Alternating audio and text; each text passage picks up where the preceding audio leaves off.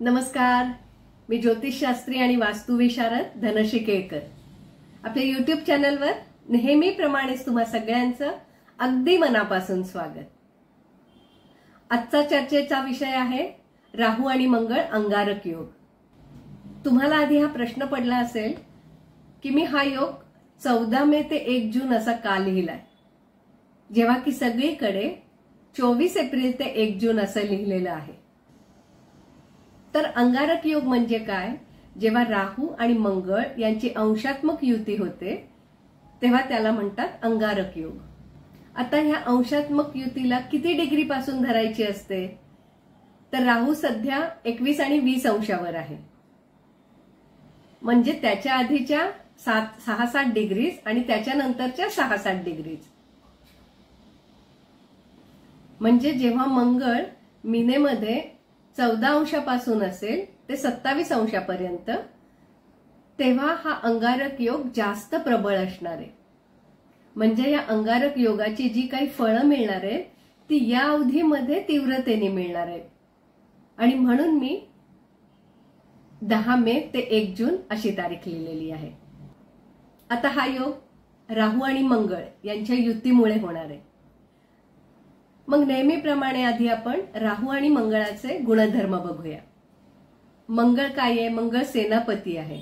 मंगळाकडे ब्रेव्हरी आहे, मंगळाकडे ऊर्जा आहे. एखादं अशक्य काम शक्य करण्याची शक्ती मंगळाकडे आहे.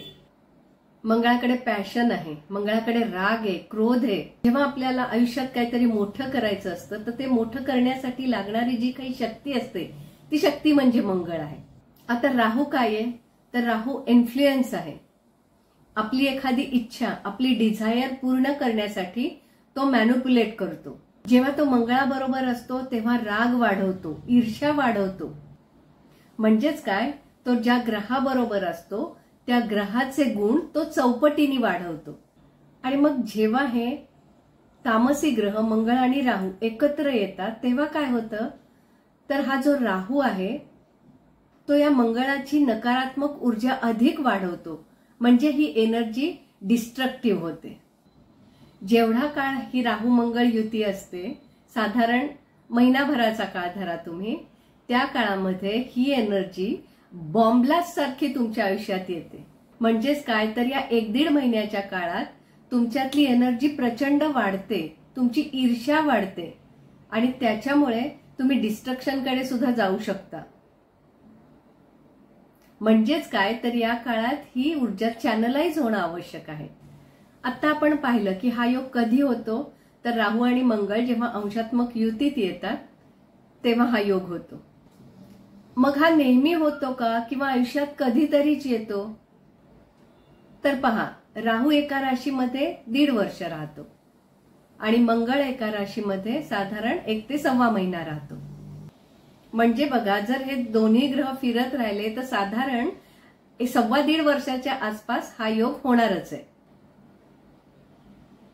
त्यामुळे प्रत्येक वर्षी तुम्हाला हा राहू मंगळाच्या अंगारक योगाचा व्हिडिओ मिळणारच आहे. पण मग याच्यात विशेष काय आहे? पहा, प्रत्येक वेळी हे दोन्ही ग्रह एकाच राशीत एकाच नक्षत्रात असतात असं नाही. प्रत्येक राशीचे गुणधर्म वेगळे असतात, त्या राशीत असलेल्या 3 नक्षत्रांचे गुणधर्म वेगळे असतात.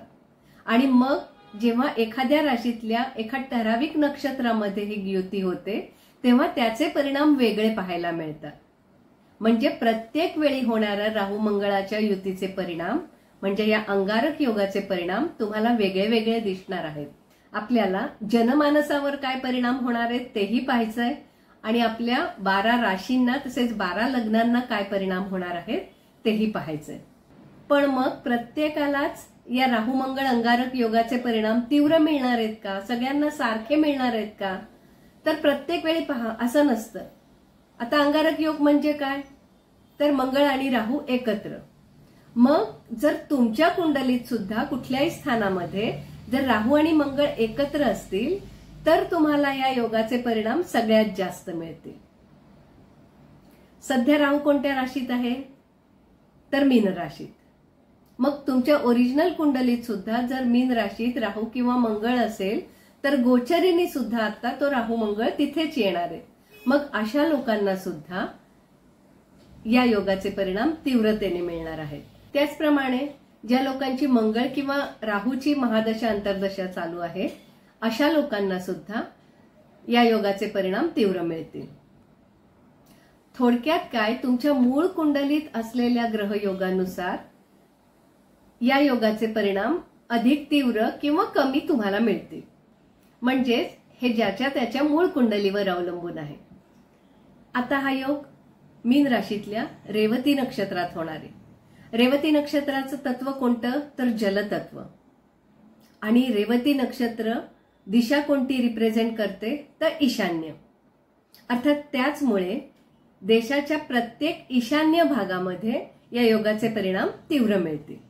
आणि समजा देशाच्या ईशान्यातील भागामध्ये जर समुद्र असेल तर तिथे त्सुनामी येऊ शकते, म्हणजेच पाण्याशी रिलेटेड प्रॉब्लेम येऊ शकतो किंवा भूकंप होऊ शकतात. तर मग भारताच्या ईशान्य दिशेतील हिमालय, मणिपूर, अरुणाचल प्रदेश किंवा त्या बाजूच्या राष्ट्रांना याचा त्रास जास्त होऊ शकतो. या योगामुळे संपूर्ण देशामध्ये युद्धजन्य परिस्थिती निर्माण होते. ती युद्धजन्य परिस्थिती एकतर वॉरमुळे होते, नाहीतर नॅचरल कॅलॅमिटीजमुळे होते. पावसाचं प्रमाण कुठे खूप जास्त, तर काही ठिकाणी पाऊसच पडत नाही. त्यामुळे साहजिकच शेतपिकाचं खूप नुकसान होतं आणि ते नुकसान झालं तर अन्नधान्याचा तुटवडा पडतो आणि मग अन्नधान्याच्या किमतीमध्ये वाढ होते. थोडक्यात काय, या योगामध्ये मॅनमेड किंवा नॅचरल दोन्ही प्रकारच्या कॅलॅमिटीज येतात. यामुळे साहजिकच सध्या जिथे जिथे युद्धजन्य परिस्थिती आहे, म्हणजे रशिया आणि युक्रेन, इस्रायल आणि पॅलेस्टाईन, ही ज्या ज्या ठिकाणी युद्ध चालू आहेत त्या त्या ठिकाणची युद्ध जास्त भडकतील. हा योग कालपुरुषाच्या कुंडलीमध्ये व्ययस्थानी होत असल्यामुळे या योगामध्ये बरीच धनहानी होईल. पॉलिटिकल अनरेस्ट खूप राहील. या काळात आपल्याकडे निवडणुकांचे वारेही आहेत, म्हणजे निवडणुका होत आहेत. त्याच्यामुळे त्या निवडणुकाही शांतपणे होतील असं नाही. या काळात काही स्कॅन्डल्स बाहेर पडतील. राजकारणामध्ये जी अपोजिट पार्टी आहे ती रुलिंग प्लॅनेटला चॅलेंज करेल, त्याच्यामुळेही वाद वाढतील.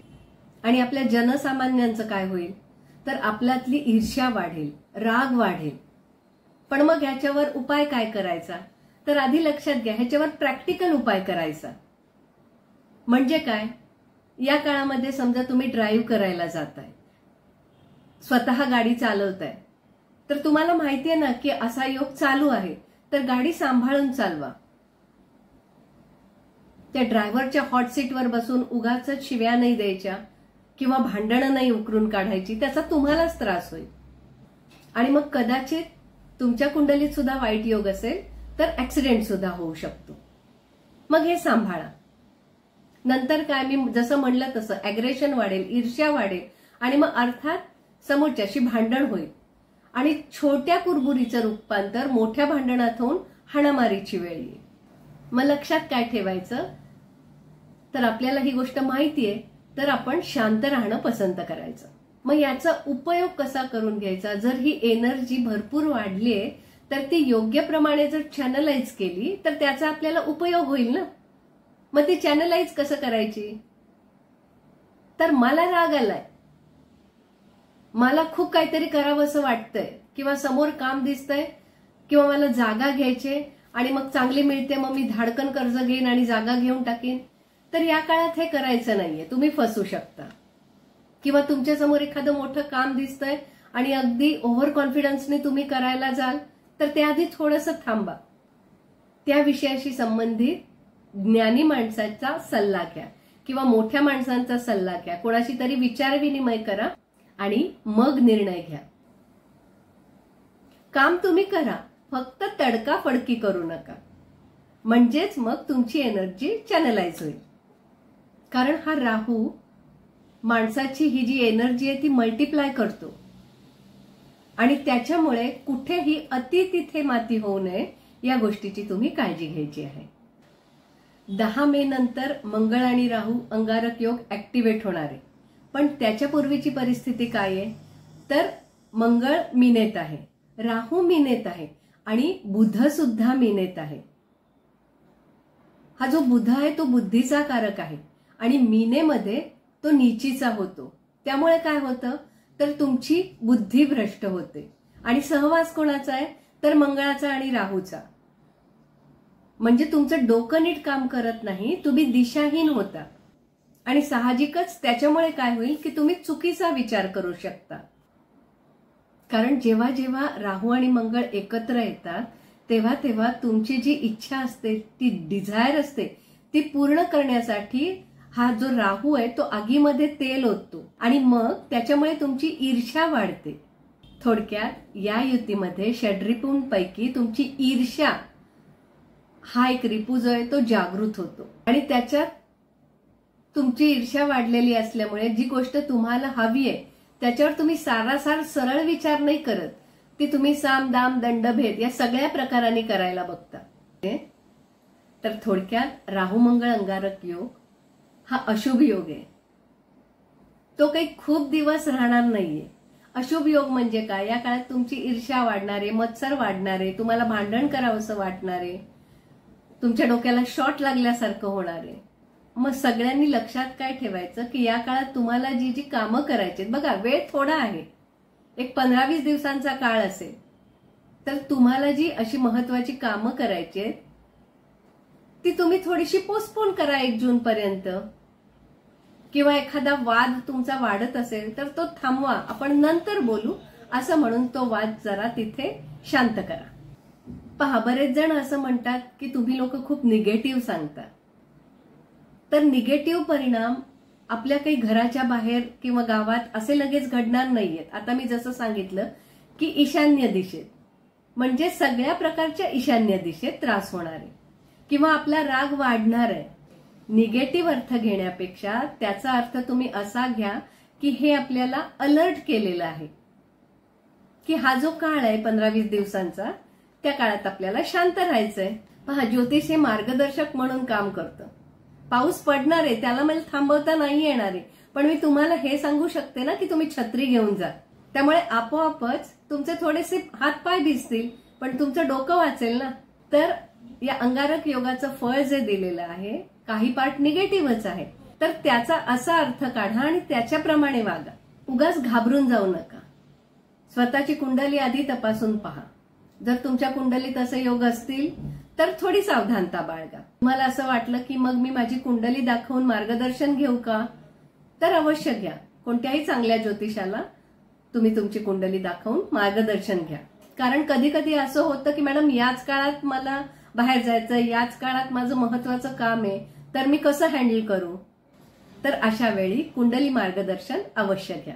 आता आपण 12 चंद्र राशीच्या तसंच लग्न राशीच्या लोकांना या मंगळ राहू योगाचे परिणाम काय होणार आहेत ते पाहणार आहोत. आणि यानंतर सगळ्यात शेवटी आपण याच्यावर उपाय काय करायचा आहे, उपासना काय करायची जेणेकरून ही तीव्रता कमी होईल. आणि लक्षात घ्या, ही उपासना केल्यानंतर नक्कीच हा त्रास कमी होतो. तर आता 12 चंद्र राशी तसंच लग्न राशींचा फलादेश आपण पाहूया. तत्पूर्वी ही माहिती तुम्हाला आवडत असेल आणि अजूनही तुम्ही आपलं चॅनल सबस्क्राईब केलं नसेल तर लगेचच सबस्क्राईब करा. आणि हो, बाजूचं बेल बटन दाबायला विसरू नका, म्हणजे येणारा पुढचा व्हिडिओ लगेच तुम्हाला त्याचं नोटिफिकेशन येईल आणि तुम्ही पाहू शकाल. सुरुवात करूया मेष रास किंवा मेष लग्न. तुमच्या व्ययातच म्हणजे 12व्या स्थानी हा अंगारक योग होणार आहे. 12वं स्थान व्यय दाखवतं. त्यामुळे या काळामध्ये तुमची धनहानी होणार आहे. आता धनहानी कोणत्या कोणत्या प्रकारांनी होऊ शकते, तर या व्ययस्थानातून या मंगळाची दृष्टी 6ठ स्थानावर आहे. हे रोगाचं स्थान आहे. त्यामुळे क्वचित तुम्हाला पोटाचे विकार, ऍसिडिटी तुमची वाढू शकते, वात पित्त वाढू शकतं. आणि तिथे सोबत राहू असल्यामुळे हे सगळं ऍग्रिवेट होणार आहे. आणि त्याच्यामुळे जर हा त्रास जास्त वाढला, म्हणजे तुमच्या कुंडलीत जर तसे योग असतील तर हा त्रास वाढू शकतो आणि मग त्याच्यासाठी हॉस्पिटलायझेशन सुद्धा होऊ शकतं. आणि अर्थातच त्यामुळे पैसा खर्च होतो. बघा, कधी कधी असंही असतं की आपल्याला एखादी सर्जरी करायला सांगितलेली असते की घाई नाहीये पण ही सर्जरी तुम्हाला करायची. जर असं असेल तर ती सर्जरी या काळात नक्की प्लॅन करा. ती सर्जरी चांगली होईल आणि जो पैसा जाणार होता तो आत्ताच जाईल. या काळामध्ये तुम्ही कोणत्याही प्रकारांनी प्रॉपर्टीमध्ये इन्व्हेस्टमेंट करू नका. जर गाडी चालवणार असाल तर सावधगिरी बाळगा. तुम्हाला फायदा कुठे होऊ शकतो, तर समजा तुम्ही वकील आहात, जर तुम्हाला या काळात आर्ग्युमेंट करायचं असेल तर ते आर्ग्युमेंट तुमचं उत्तम होईल, त्याचा फायदा घ्या. मंगळाची चौथी दृष्टी तुमच्या तृतीय स्थानावर पडते. हे एफर्ट्सचं स्थान आहे, त्यामुळे काम करताना तुमचे प्रयत्न कमी पडतील, तर हे प्रयत्न वाढवा. अॅग्रेशन नको. जर तुम्ही काही लीगल काम करत असाल, पेपरवर्कमध्ये काम करत असाल, तर त्या गोष्टी तर लक्षपूर्वक या गोष्टी करा. कुठेही चूक होता कामा नये. सप्तमावर सुद्धा या मंगळाची दृष्टी राहणार आहे, त्यामुळे पार्टनरशी उगाचच वाद घालू नका. जर तुमच्या मतांमध्ये म्हणजे तुमचे मतभेद असतील एखाद्या मुद्द्यांवरनं, तर एक 15-20 दिवसाचा काळ जाऊ दे, मग तो मुद्दा तुम्ही चर्चेला आणा. या काळात तुम्हाला पायदुखीचा सुद्धा त्रास होऊ शकतो किंवा डोळे लाल होणे किंवा डोळे दुखणे किंवा कोणत्याही डोळ्याचा त्रास संभवतो, तर त्याची काळजी घ्या. या काळात तुमचा जॉब चेंज होऊ शकतो किंवा तुमचं डिपार्टमेंट बदलू शकतं, पण तुम्हीहून मात्र हे करू नका. वळूया वृषभ रास किंवा वृषभ लग्न. राशीच्या 11व्या स्थानामध्ये अंगारक योग होणार आहे. या मंगळाची दृष्टी तुमच्या धनस्थानावर पडणार आहे, वाणीच्या स्थानावर पडणार आहे आणि ही मंगळाची दृष्टी आहे, त्यामुळे तुमच्या वाणीला धार येईल, तर त्याच्यावर संयम ठेवा. तुम्ही जर सोशल मीडियावर ऍक्टिव्ह असाल, म्हणजे युट्यूब, फेसबुक, इन्स्टा यावर जर तुम्ही सतत पोस्ट करत असाल, तर सतर्क राहा. तुम्ही ओव्हर पॅशनेट होऊन एखादा फोटो किंवा एखादी बातमी किंवा एखादा व्हिडिओ टाकू शकता आणि त्याचा नंतर तुम्हाला त्रास होऊ शकतो, त्याचा मिसयूज केला जाऊ शकतो. तर हे 15-20 दिवस आहेत, ते सांभाळा. मंगळ राहूची 7वी दृष्टी पंचम स्थानावर पडणार आहे. ऑलरेडी तिथे केतूचं भ्रमण होतच आहे, त्याच्यामुळे जर तुम्ही कन्सिव्ह केलं असेल किंवा संतती प्राप्तीसाठी काही प्रयत्न करणार असाल किंवा ट्रीटमेंट चालू असेल, जर ती पोस्टपोन करता आली तर अवश्य करा. जर तुम्ही प्रेग्नंट असाल तर अगदी काळजी घ्या. उगाच धावपळ करू नका. या काळात तुमचं खाणं पिणं सांभाळा आणि आरोग्य सांभाळा. तुमचे जे नातलग आहेत किंवा सोशल सर्कलमध्ये आहात त्यांच्याशी सुद्धा प्रेमाने वागा. या काळात कदाचित तुम्हाला समाजासाठी काहीतरी छान करायची संधी चालून येईल आणि मग तुम्ही एकदम फॅसिनेट व्हाल आणि करायला जाल, पण त्याची आधी नीट चौकशी करा. कदाचित एखादा ट्रॅप असू शकतो किंवा तुम्हाला जे वाटलंय ते तसंच असेल असं नाही. त्याच्यामुळे थोडे दिवस थांबा, त्या गोष्टीवर विचार करा, थोडे दिवस जाऊ देत आणि मग काय तो निर्णय घ्या. वळूया मिथुन रास किंवा मिथुन लग्नाकडे. तुमच्या राशीच्या दशमातच हा योग होणार आहे. हे कर्मस्थान आहे, त्यामुळे कदाचित तुमच्या कामाच्या ठिकाणी काही अडचणी येऊ शकतात. मंगळ तुमच्या कुंडलीच्या षष्ठेश आणि लाभेश आहे, म्हणजे तुमच्या कुंडलीला मंगळ काही चांगली फळं देत नाही. तुमच्यामध्ये अॅग्रेशन येईल. मी आता जसं सांगितलं की कामाच्या ठिकाणी अडचणी येतील. समजा अडचणी आल्या तर तुमचं एक्सप्रेशन काय असेल की जर तुम्हाला कोणाबद्दल तरी ईर्ष्या असेल, राग असेल आणि तुमच्या कुंडलीत जर मंगळ राहू अशुभ असतील, तर तुम्ही तिथे कुटील बुद्धी वापराल आणि तुमचं वर्चस्व ठेवायला जाल आणि याच्यात फसाल. तुमच्या कुंडलीत योग असो नसो, 15-20 दिवस आपल्याला ऑफिसमध्ये शांत राहायचं, एवढं लक्षात ठेवा. आता हा योग तुम्हाला चांगला कशासाठी राहील, तर तुम्ही एखादी कॉम्पिटिटिव्ह एक्झाम देणार असाल तर त्याच्यासाठी हा उत्तम आहे. तुम्ही अतिशय ऊर्जेने तो अभ्यास कराल आणि परीक्षा द्याल. लक्षात काय ठेवायचंय, कुठल्याही प्रकारे चीटिंग करायचं नाहीये. तुम्ही ही परीक्षा नक्की पास व्हाल, कारण सध्या तुमच्या भाग्यातून शनीचं भ्रमण होतंय. त्याच्यामुळे तुम्ही नीतीने न्यायाने जेवढं कराल त्याचा फायदा तुम्हाला मिळणार आहे. कामाच्या ठिकाणी बॉस बरोबर मिसकम्युनिकेशन करू नका किंवा कोणतीही चुकीची उत्तरं देऊ नका. उलट त्यापेक्षा शांत राहणं पसंत करा. या काळात तुमची ऍसिडिटी डोकं वर काढू शकते. डायजेशनचे प्रॉब्लेम येऊ शकतात. तुम्हाला जर हार्ट प्रॉब्लेम असेल तर थोडा जरी त्रास झाला तरी डॉक्टरकडे जा आणि वेळेवर औषधोपचार करा. जर तुम्हाला एखादा शारीरिक आजार झाला तर क्वचित एखादी छोटीशी सर्जरी होऊ शकते. घाबरून जायचं काही कारण नाहीये. योग्य ते औषधोपचार करा. या दिवसात तुम्हाला तुमच्या वडिलांच्या तब्येतीची सुद्धा काळजी घ्यायची आहे. एकंदर काय, कॉम्पिटिटिव्ह एक्झाम द्यायची असेल तर ती नक्की द्या. मात्र करिअरमध्ये किंवा बिझनेसमध्ये थोडी शांतता राखा. वळूया कर्क रास किंवा कर्क लग्नाकडे. तुमच्या भाग्यस्थानामध्ये अंगारक योग होत आहे. मंगळ तुमचा भाग्येश आणि दशमेश असून तो भाग्यस्थानात असणार आहे, सोबत राहू असणार आहे. या काळात तुम्हाला प्रॉपर्टी घ्यायची खूप इच्छा होईल, त्याच्यासाठी खर्च होईल. तो योग्य आहे की नाही ते बघा आणि मग खर्च करा. जर या काळात तुम्ही अब्रॉडला जात असाल, कधी कधी पहा काही गोष्टी आपल्याला टाळू नाही शकता येत. लांबच्या प्रवासाला जात असाल, फिरायला जात असाल तर अशा ठिकाणी ऍडव्हेंचरस ऍक्टिव्हिटी करू नका. जिकडे रिस्क आहे असं काम करायला जाऊ नका. जर तुम्ही शिक्षण घेतात किंवा एखाद्या युनिव्हर्सिटीमध्ये तुम्हाला ऍडमिशन घ्यायची तर उगाचच ओव्हर कॉन्फिडन्स मध्ये राहू नका. तुमचं पेपरवर्क नीट आहे ना ते बघा. किंवा ते सबमिशन करताना समोरच्या माणसाशी तुमचं भांडण होऊ शकतं आणि उगाच ते काम लेट होऊ शकतं. त्याच्यामुळे शांतपणे सगळं काम करा. तुम्ही ज्यांना गुरुस्थानी मानता, म्हणजे तुमचे गुरु, तुमचे शिक्षक किंवा तुमचा मेंटॉर जे तुम्हाला सल्ला देत आहेत आणि तुमचे वडील, यांच्या चरणाशी नतमस्तक व्हा. म्हणजेच त्यांचा सल्ला घ्या, त्यांचे आशीर्वाद घ्या. या काळात तुम्हाला गळ्याचा त्रास होऊ शकतो, श्वसनाचा त्रास होऊ शकतो. ब्रीदिंग प्रॉब्लेम येत असेल तर वेळीच डॉक्टरचा सल्ला घ्या. बीपी शूट होत असेल तर ते नॉर्मल कसं राहील हे पहा. या काळात तुम्ही जितकं मेडिटेशन करा तितका फायदा तुम्हाला होईल. वळूया सिंह रास किंवा सिंह लग्नाकडे. मंगळ चतुर्थेश आणि भाग्येश असून तो अष्टमात राहू बरोबर अंगारक योग करणार आहे. या योगाचा तुम्हाला फायदा काय होईल तर पहा, योग मीन राशीत होतोय. ही मोक्ष त्रिकोणातली राशी आहे. अष्टम स्थान मोक्ष त्रिकोणात येतं आणि गुरु मोक्षाचा कारक आहे. या सगळ्यामुळे या काळामध्ये तुमची आध्यात्मिक रुची वाढेल. ती मात्र वाढू द्या. तुमची आध्यात्मिक प्रगती करून घ्या. हा मंगळ थोडासा ऍक्सिडेंटचा कारक आहे. अर्थात त्याच्यासाठी तुमच्या कुंडलीत तसे योग असायला हवेत. तसं असेल तर छोटा मोठा ऍक्सिडेंट होऊ शकतो, टाके पडू शकतात, क्वचित एखादी सर्जरी होऊ शकते. सगळ्यांना नाही.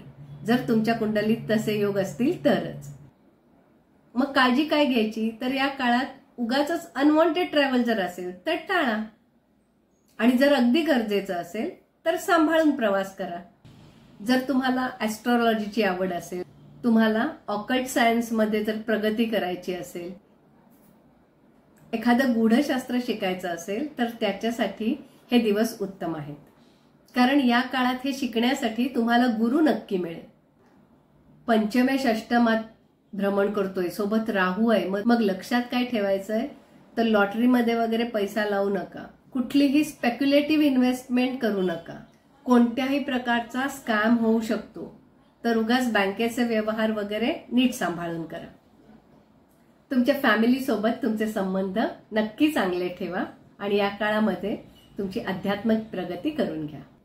आणि या काळात जर तुम्हाला मुखरोग झाला, कॉन्स्टिपेशन झालं किंवा कानाचा किंवा पाईल्सचा त्रास झाला तर त्याच्याकडे दुर्लक्ष करू नका. औषधोपचार वेळेवर करा. वळूया कन्या रास किंवा कन्या लग्नाकडे. तुमच्या सप्तमात हा अंगारक योग होणार आहे. सप्तम स्थान जोडीदाराचं स्थान आहे, पार्टनरचं स्थान आहे. इथेच तुमचा लग्नेश बुध सुद्धा काही काळ नीचीचा असणार आहे. त्यामुळे चुकीचा विचार तुम्ही करू शकता आणि आपल्या पार्टनरशी उगाच वाद घालू शकता. तर असं करू नका. जर तुमचा पार्टनरशिपमध्ये बिझनेस असेल तर कोणत्या कारणाने तुम्हाला पार्टनरचा राग येऊ शकतो आणि उगाच आताताईपणे तुम्ही कोणता तरी निर्णय घेऊ शकता. तर थोडं थांबा. त्या गोष्टीवर 1 जून नंतर चर्चा करा आणि मग त्याच्यावर काय तो डिसिजन घ्या. आणि जोडीदारासोबत वाद होत असतील तर ते मात्र कटाक्षाने टाळा. कारण तुम्ही एवढे अग्रेसिव्ह व्हाल की उगाच डिव्होर्स किंवा सेपरेशनची भाषा करायला लागाल. आणि खरं तर नंतर तुमच्या लक्षात येईल की अरे आपण खूप टोकाला पोचलो होतो. तर वाद होत असतील तर शांत राहा, थोडे दिवस थांबा आणि आपल्यातले वाद उगाचच चव्हाट्यावर सुद्धा आणू नका. याने तुमचंच नुकसान होईल. जसं तुम्हाला तुमच्या पार्टनरकडे लक्ष द्यायचंय तसं तुम्हाला तुमच्या कुटुंबावर सुद्धा लक्ष ठेवायचंय. तिथे कोणत्याही प्रकारचा कलह होणार नाही याची काळजी तुम्ही घ्यायची आहे. द्वितीय आणि सप्तम ही 2 मारक स्थानं आहेत आणि या सप्तमातून द्वितीय स्थानावर मंगळाची दृष्टी आहे. त्यामुळे तुम्हाला जर दाताचा किंवा डोळ्याचा त्रास होत असेल तर वेळीच औषधोपचार करा. त्याचप्रमाणे तुम्हाला गॅसेसचा जास्त त्रास होऊ शकतो आणि त्याचा परिणाम हार्टवर सुद्धा होऊ शकतो, तर ती सुद्धा काळजी घ्या. आणि मग याच्यासाठी प्रॅक्टिकल उपाय काय, तर नियमित खाणेपिणे ठेवायचं, म्हणजे योग्य आहार आणि आवश्यक तो व्यायाम नक्की करायचा आहे. आणि काळजी काय घ्यायची तर तुमचं वैवाहिक जीवन, तुमचं लव्ह लाईफ म्हणजे पार्टनर, कुटुंब या नातेसंबंधांमध्ये कोणत्याही प्रकारचा टोकाचा वाद होणार नाही याची या काळामध्ये तुम्ही काळजी घ्यायची आहे. वळूया तुळ रास किंवा तुळ लग्नाकडे. तुमच्या राशीचा मंगळ धनेश आणि सप्तमेश असून तो षष्ठामध्ये राहू सोबत अंगारक योग करणार आहे. षष्ठातला मंगळ नेहमी वादविवाद वाढवतो. तुमच्या मातुल घराण्यातील माणसांसोबत म्हणजे मामा मामीन वगैरे सोबत भांडण उकरून काढू नका. त्यांचं एखादं काम पेंडिंग असेल तर ते काम पूर्ण करा.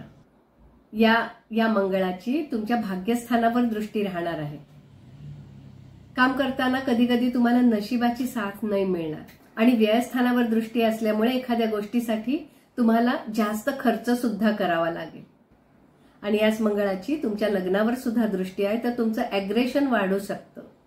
या सगळ्यासाठी मेडिटेशन करून शांत राहणं तुम्हाला आवश्यक आहे.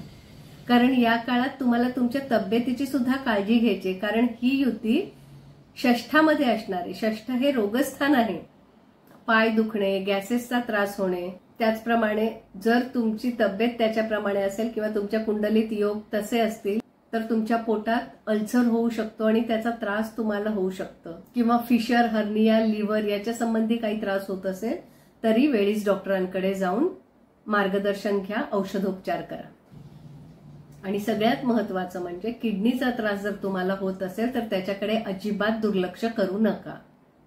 अर्थात हे एवढे सगळे आजार मी सांगितलेत म्हणजे घाबरून न जाता जर ह्याच्यापैकी काही त्रास झाला तर वेळेच औषधोपचार करा, याच्यासाठी अलर्ट केलंय. थोडक्यात काय तर तुमचं अॅग्रेशन वाढणार आहे, म्हणजे उगाचच कोणाशी भांडण करू नका.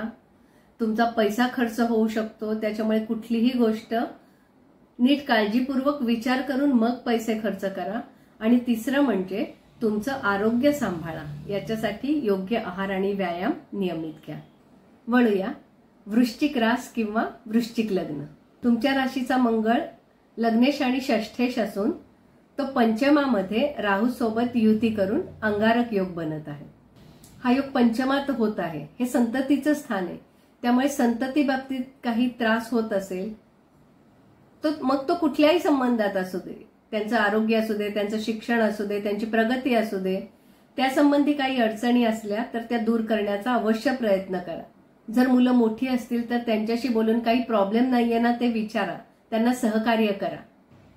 म्हणजे कसं की या काळात सगळ्यांचंच अॅग्रेशन वाढलं असेल आणि आता मुलं मोठी झाली म्हणजे पुढचं जनरेशन, मग ते कधी कधी आपल्याला कमी लेखतात. तुम्हाला काय समजतं किंवा तुम्ही आउटडेटेड आहात अशा प्रकारचं वागतात. जर असं काही होत असेल तर एक 15-20 दिवस शांत राहा आणि मग तुमच्या अनुभवाचे 4 शब्द त्याला सांगा. कारण ऑलरेडी तुम्ही सुद्धा शॉर्ट टेम्पर आहात, पण वयाने मोठं असल्यामुळे शांतता तुम्हाला ठेवायची. मित्रांशी किंवा तुमची एखादी रिलेशनशिप असेल त्याच्यामध्ये उगाच वाद होऊ देऊ नका. आणि मंगळाची व्ययावर दृष्टी असल्यामुळे तुमचा पैसा खर्च होऊ शकतो, तर तो योग्य त्या ठिकाणी खर्च होईल असं बघा. अनावश्यक खर्च टाळा. जॉब रिलेटेड काही अडचणी असतील तर वरिष्ठांशी बोलून त्या सॉल्व्ह करा. आणि कामाच्या ठिकाणी सुद्धा मन लावून काम करा. थोडक्यात या काळात तुम्हाला तुमचं लव्ह लाईफ, तुमची संतती आणि तुमचं कामाचं ठिकाण या सगळ्याची काळजी घ्यायची. वळूया धनुरास किंवा धनुलग्न. तुमच्या राशीचा पंचमेश आणि व्ययेश मंगळ असून तो चतुर्थ स्थानी राहू बरोबर अंगारक योग करत आहे. हे मातेचं स्थान आहे. या काळात आईशी कोणत्याही प्रकारे वाद होणार असेल तर तो वाद टाळा. तिच्या तब्येतीची सुद्धा काळजी घ्या. याची चौथी दृष्टी सप्तम स्थानावर पडते, जिथून आपण विवाह किंवा पार्टनरशिप पाहतो. तर आपल्या जोडीदाराशी तसंच पार्टनर सोबत सुद्धा उगाचच वितंडवाद घालू नका. या ठिकाणी ईर्ष्या नको. तसेच तुमच्या कामाच्या ठिकाणी सुद्धा ईर्ष्येने किंवा अग्रेसिव्हपणे वागू नका. क्वचित कामाच्या ठिकाणी एखाद्या व्यक्तीचा तुम्हाला राग येईल, तुमचं अग्रेशन वाढेल आणि त्याच्याशी भांडण करायला जाल, तर असं करू नका. तुमच्या आईच्या तब्येतीची काळजी घ्या. क्वचित तिला काही आजार झाला तर हॉस्पिटलायझेशन होऊ शकतं. चतुर्थ स्थानावरून आपण वाहन सौख्य सुद्धा पाहतो. त्यामुळे या काळात म्हणजे या 15-20 दिवसाच्या काळामध्ये गाडी अतिशय हळू चालवा किंवा सावधानता बाळगा. त्याचबरोबर नवीन प्रॉपर्टी घेणार असाल तर ती थोडीशी पोस्टपोन करा.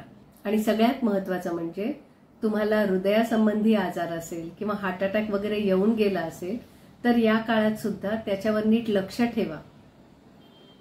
बीपी शूट होणार नाही किंवा कुठल्याही प्रकारचा त्रास होणार नाही याची काळजी तुम्ही या 15-20 दिवसात घ्यायची आहे. थोडक्यात या काळात प्रॉपर्टी, वाहन, तुमच्या आईची तब्येत किंवा तुमची तब्येत यावर तुम्हाला जास्त लक्ष द्यायचं आहे. वळूया मकर लग्न किंवा मकर रास. तुमच्या राशीचा मंगळ चतुर्थेश आणि लाभेश असून तो तृतीयामध्ये राहू सोबत अंगारक योग करणार आहे. हे स्थान कम्युनिकेशनचं स्थान आहे. मंगळ चतुर्थेश आहे आणि चतुर्थेश तृतीयात म्हणजे त्याच्या व्ययात आहे. त्यामुळे कदाचित तुम्हाला तुमचं घर बदलावं लागेल, म्हणजे तुम्ही दुसऱ्या ठिकाणी राहायला जाऊ शकता. हे कम्युनिकेशनचं स्थान आहे. त्यामुळे तुमचं कम्युनिकेशन खूप स्ट्रॉंग होईल. तुम्ही खूप अग्रेसिव्हली बोलाल आणि त्याच्यामुळे तुमचं नुकसान होईल. आपल्याला जास्त समजतं असं समजून वागू नका, कारण तुम्ही समोरच्याशी अग्रेसिव्हली बोलू शकता. याच्यात तुमची चूक असू शकते आणि मग उगाच भांडण वाढून हमरी तुमरीवर येईल. तर हे कटाक्षाने टाळा. या काळात तुम्हाला तुमच्या छोट्या बहीण भावंडांची काळजी घ्यायची आहे. ते जर कुठेतरी ट्रेकला चाललेत किंवा कुठली तरी ऍडव्हेंचरस ऍक्टिव्हिटी करणार आहेत तर याच्यापासून तुम्ही त्यांना रोखायचं आहे. त्याचबरोबर जर अनावश्यक छोटे प्रवास करणार असाल तर ते नक्की टाळा. फायदा कसा घ्याल तर हा मंगळ लाभेश आहे आणि तो पराक्रमात आहे. म्हणजे तुमचं डोकं नीट चालवा, कम्युनिकेशन नीट करा. एखादं जर काही काम असेल तर जसं तुम्ही काम बिघडवू शकता तसं तुम्ही घडवूही शकता. तर एनर्जी नीट चॅनलाइज करा.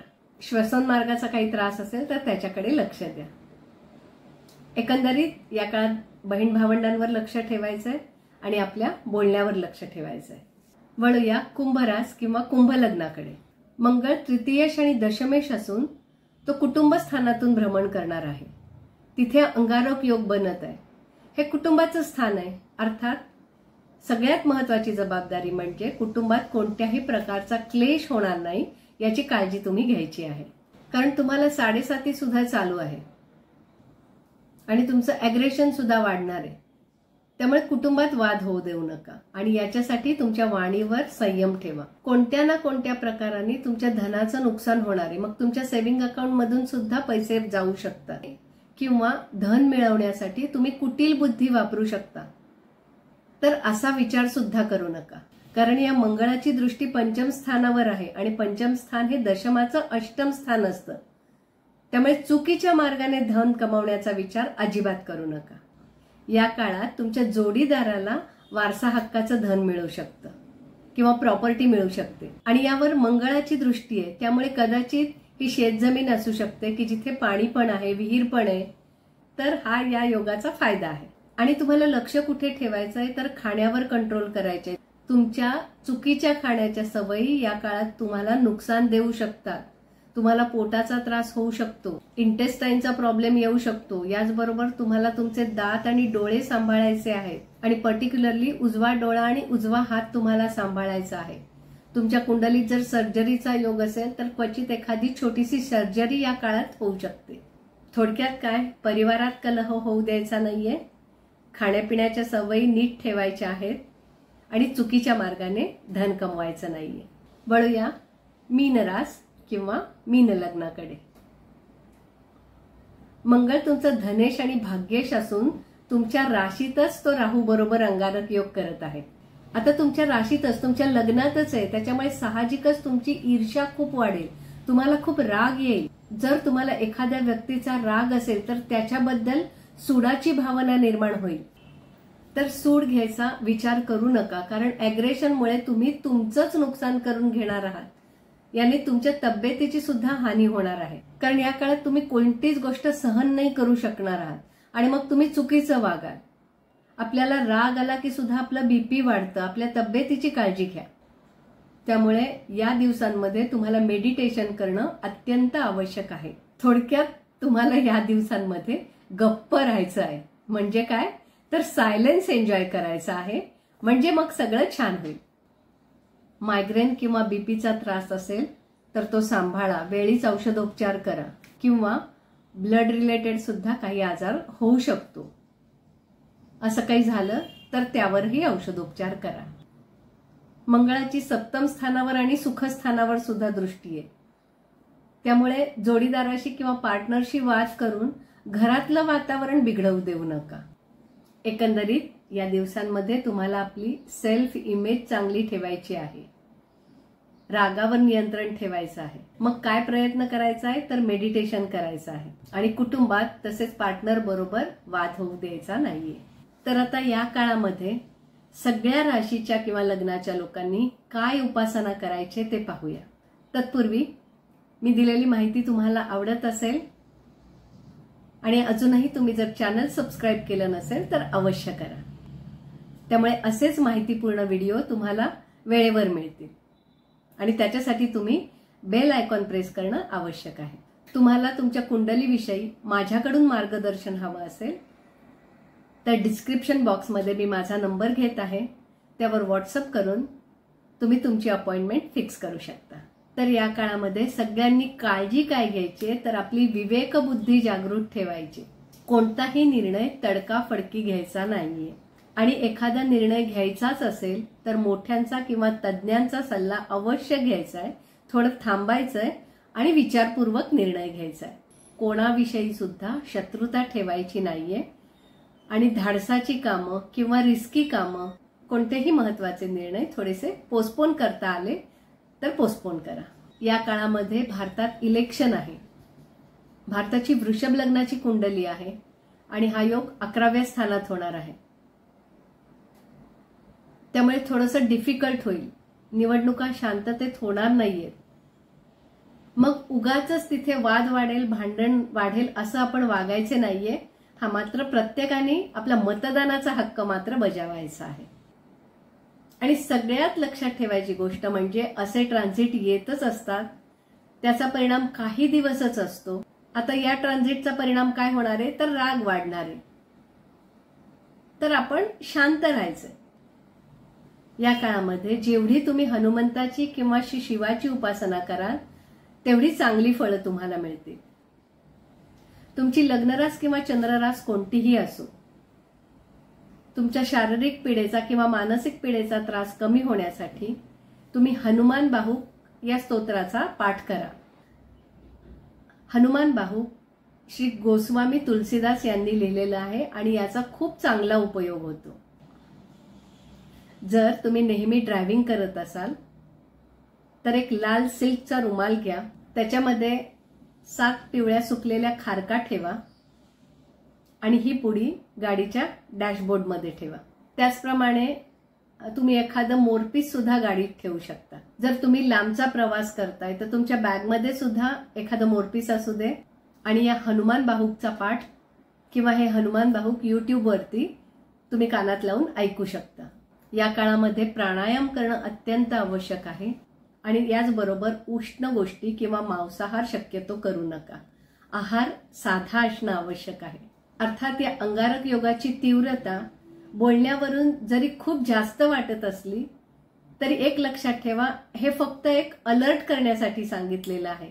आपण काळजी घ्यायची आणि त्याच्यातून बाहेर पडायचे. उगाच वेडावाकडा विचार अजिबात करायचा नाहीये.